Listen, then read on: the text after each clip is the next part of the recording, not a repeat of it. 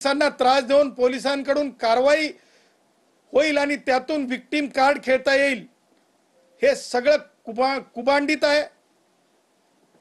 आणि त्यामुळं तातडीने कारवाई होणं आवश्यक आहे। मला आज या आंदोलनाला हे नाव द्यायचं आहे की आंदोलन मी अगोदरपासून सांगत होतो की मनोज जरंगे यांचं मुखवटा आहे, मनोज जरंगेचा फक्त मुखवटा आहे, मनोज जरंगेचा फक्त मुखवटा आहे आणि राजकारण ह्या आंदोलनाचा आत्मा आहे, राजकारण ह्या आत्मा आहे, हे आज सिद्ध झालेलं आहे। आज आपण बघितलं कोण कोण होते। उद्धव, मुंबईत लोक राहत नाहीत का? मुंबईतले लोक हिंदुस्थानी नागरिक नाहीत का? गणेश भक्त मुंबईतले रहिवासी नाहीयेत का?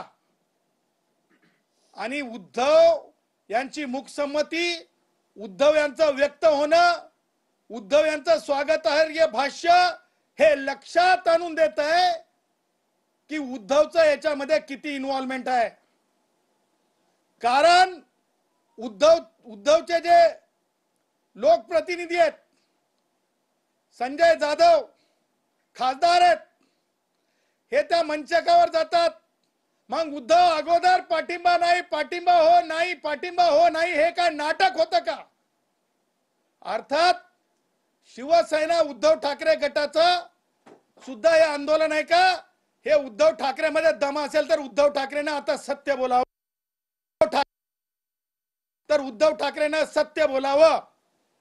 त्या पुढे जाऊन मला म्हणायचंय की ज्या प्रकारे राष्ट्रवादी काँग्रेसचे वयोवृद्ध पुढारी शरद पवार त्यांच्या गटाचे आपण ज्या प्रकारे आमदार तिथे येऊन काय सांगत होते, काय बोलत होते खासदार, कानात बोलतानाचा फोटो जर आपण त्या सन्माननीय खासदार या पदावर बसलेल्या व्यक्तीचा जरंगे कशा प्रकारे ओठापासून तुमच्या माध्यमांच्या माईक कशा दूर राहतील, ऐकायला जाऊ नये, आणि ते सुद्धा कशा प्रकारे मोबाईल आडवा ठेवून बोलण्याचा प्रयत्न करत होते।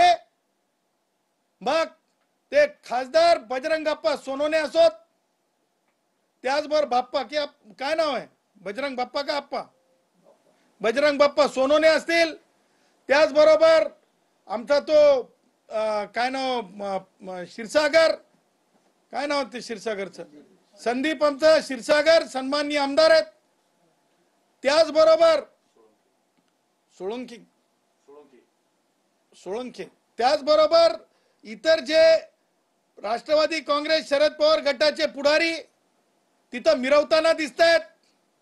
मग मिरवत असताना किती गाड्या कुणी दिल्या, किती मदत केली, लोक कसे जमले, हे देखील सांगण्याचं धाडस राष्ट्रवादी काँग्रेसच्या वयोवृद्ध पुढारी शरद पवार यांच्या या वयातल्या राजकारणामध्ये ताकद है कि नहीं, ये भी हम देखना चाहते हैं भाई। अरे तुम में कितना दम है, क्या तुम सचमुच पब्लिक को सच बोलोगे या पर्दे के पीछे से गेम खेलते रहोगे, हे सुद्धा मला स्पष्टपणे विचारायचंय। परंतु आज महत्वाची गोष्ट आपल्याला सांगू इच्छितो, आम्ही माननीय उच्च न्यायालयात अर्ज केला होता की जरंगेला परवानगी देऊ नका। त्याचबरोबर एक जनहित याचिका सुद्धा दाखल झाली होती।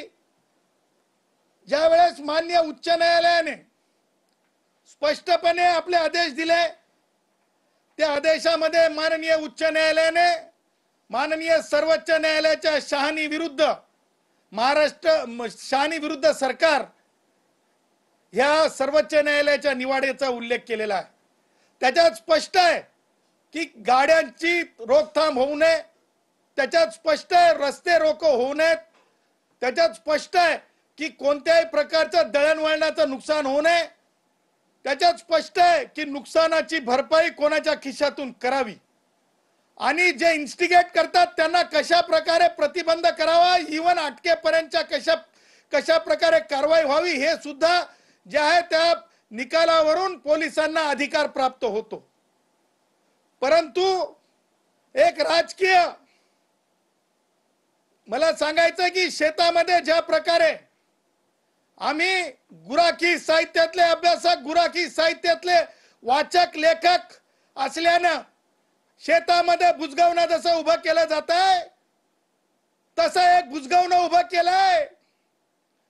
ते बुजगावणं शेती कोण पाखरांनी खाऊ नये म्हणून असतंय, परंतु येणाऱ्या गल्लीच्या राजकारणाच्या निवडणुकीसाठी हे जरंगे नावाचा विचार उभा केलाय आणि कुठेतरी अघटित घटना घडवून चुकीचं करण्यासाठीचा हा प्रयत्न आहे.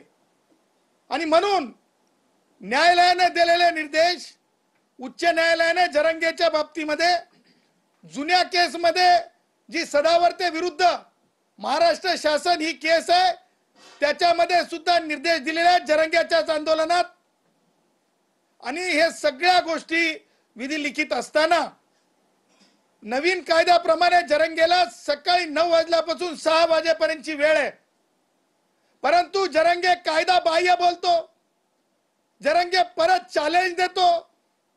सरकारला चॅलेंज देणे का म्हणजे सरकारला, मुख्यमंत्र्यांना किंवा उपमुख्यमंत्र्यांना चॅलेंज नव्हे, कायद्याच्या विरुद्ध कायद्याला चॅलेंज देणे हे कोण करू शकते? कायद्यालाच चॅलेंज. कायदाच नाही मानणार, कोर्टात कायद्याला चॅलेंज नाही, कायदाच मानणार नाही. हेकेखोरी. मला जरंगे सारख्या खालच्या शब्दात माजलेले शब्द म्हणायचं नाही, परंतु असंस्कृत वर्तन, त्याचबरोबर लोकांना वेठीस धरण्याची कृत्य, हे सगळ्या गोष्टी जे आहेत हे डेलिब्रेटली केल्या चाललेल्या आहेत. आणि म्हणून आम्ही म्हणत आहोत, आम्ही तक्रार केलेली आहे की जरंगेवर कशा प्रकारे कारवाई करावी, कारण आज टॅक्सीची मुवमेंट तिथे बंद आहे. बिहार, यूपी, झारखंड, छत्तीसगड सगळीकडला माझा कष्टकरी, त्याचबरोबर स्टेशनरी, आजचा वर्किंग डे, स्टेशनरीची दुकानांवर परिणाम आहे. त्याचबरोबर आमचे छोटे मोठे जे व्यावसायिक असतात, म्हणजे वेंडर्स, जे स्ट्रीट वेंडर्स, त्यांच्या आज पोटा पाण्याचा विषय झालेला आहे. त्याचबरोबर हॉटेल व्यावसायिक असतील, त्याचबरोबर इतर कामगार कष्टकरी असतील, ह्या सगळ्यांचा जे आहे आज त्यांच्या आपापल्या पद्धतीने जीवन जगण्याचा जो मार्ग असतो, जो 2 पैसे कमवण्याचा जो मार्ग असतो, त्याच्यावर एक त्रास झालेला आहे. अनेक फ्लायओव्हर, फ्रीवे बंद आहेत, त्याचबरोबर रस्ते जाम करण्यात आलेत, 5000 ची मर्यादा ओलांडून टाकलेली आहे. आणि म्हणून मंत्रालयाच्या जवळ हुल्लडबाजी चालू आहे. अरे आंदोलन आहे की हुल्लडबाजी आहे?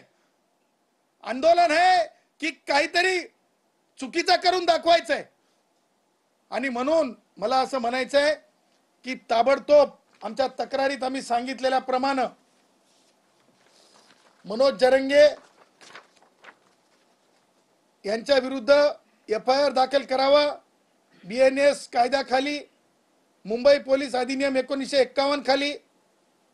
त्याचबरोबर ज्या प्रकारे मनोज जरंगे यांनी वारंवार उच्च न्यायालयाचं आणि पोलिसांनी घालून दिलेल्या जे काही कंडिशन्स आहेत त्याचं उल्लंघन केलेलं आहे आणि कायद्याचं मोठं उल्लंघनच नाही तर कायदा मोडून तोडून काढलेला आहे, त्याच्यासाठी कारवाई व्हावी.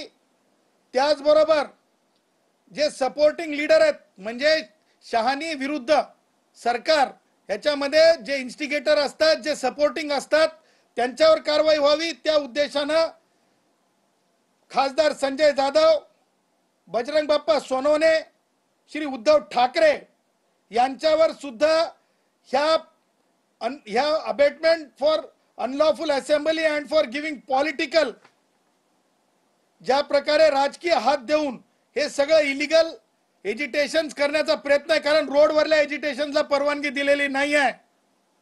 पंचम जी पानवटा हे आहे, जिथे आपण लोकांना पाण्याची पिण्याची व्यवस्था केलेली आहे फॅशन स्ट्रीटला, त्या तिथे कोणत्याही प्रकारच्या एजिटेशनची परवानगी नाही आहे. त्याचबरोबर VT स्टेशनच्या बाहेर परवानगी नाही आहे. ह्या सगळ्या गोष्टींना कारणीभूत हे पुढारी आहेत. यांनी दिलेलं बळ आहे, यांनी दिलेली साधन सामुग्री, याची चौकशी झाली पाहिजे. आणि म्हणून आणि त्याचबरोबर जरंगे यांनी उच्च न्यायालयाच्या आदेशाचा भंग केलेला आहे, अंतरिम आदेशाचा भंग केलेला आहे आणि त्याचबरोबर BNSS अंतर्गत आणि IPC अंतर्गत जुन्या कायद्याअंतर्गत देखील लालबागच्या राजाकडे जे लोक दर्शनाला जातात त्यांना त्रास व्हावा या उद्देशाने काही कुभांड केलेलं आहे, तेव्हा अशा लोकांना तातडीने कारवाई व्हावी, त्यांना थांबवावं, जे लोक त्रास देतात गणेश भक्तांना आणि तातडीने यांना अटक करावं, यांना उठवावं, 6 वाजल्याच्या नंतर यांना एकही मिनिट तिथं बसू देऊ नये म्हणून आम्ही तक्रारी दाखल केल्यात।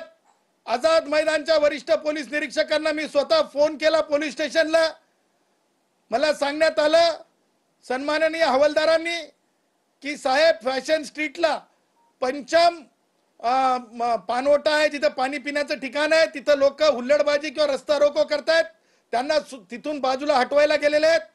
अर्थात पोलीस मशिनरीवर जाणून बुजून एक ताण निर्माण करण्यात आलेला आहे। हे कारवाया व्हाव्यात, त्या पुढे जाऊन अत्यंत गंभीरपणे मला नमूद करायचं आहे, जरंगेचं आंदोलन असंविधानिक म्हणताना मला तुम्हाला सांगायचे काही महत्त्वाच्या गोष्टी।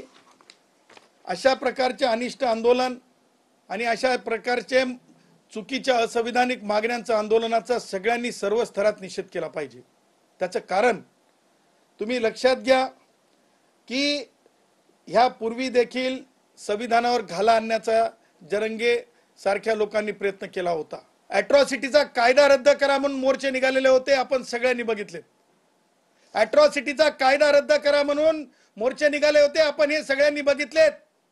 अॅट्रॉसिटीचा कायदा सुद्धा भारतीय संविधानातून निर्माण झालेला आहे आणि आरक्षणाचा कायदा सुद्धा भारतीय संविधानातून निर्माण झालेला आहे आणि म्हणून मागासलेपणामध्ये माझे मराठा भाऊ ओबीसी म्हणून येऊ शकत नाहीत, हे सर्वोच्च न्यायालयाने जयश्री पाटील विरुद्ध मुख्यमंत्री महाराष्ट्र शासन ह्या केसमध्ये सांगितलेलं आहे। म्हणून हे संविधानालाच तोडमोड करण्यासाठीचं आंदोलन आहे, संविधानालाच म्हणजे एका प्रकारे कुठे ना कुठे डॅमेज करणारे आंदोलन आहे।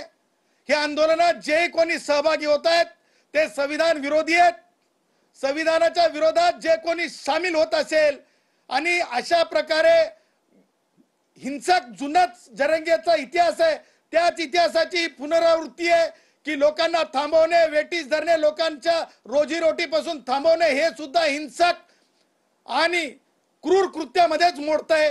तेव्हा ह्या अशा संविधानाला तोडमोड करणाऱ्या संविधानाच्या विरोधातल्या ह्या आंदोलनाला आपण असंविधानिक कृत्य करणारं आंदोलन, संविधान विरोधी आंदोलन, देशहितविरोधी आंदोलन, देशाच्या राष्ट्रीय एकात्मतेच्या विरोधातलं आंदोलन आणि म्हणून यांना तातडीने अटक करणं हे अत्यंत आवश्यक आहे, अशी मागणी देखील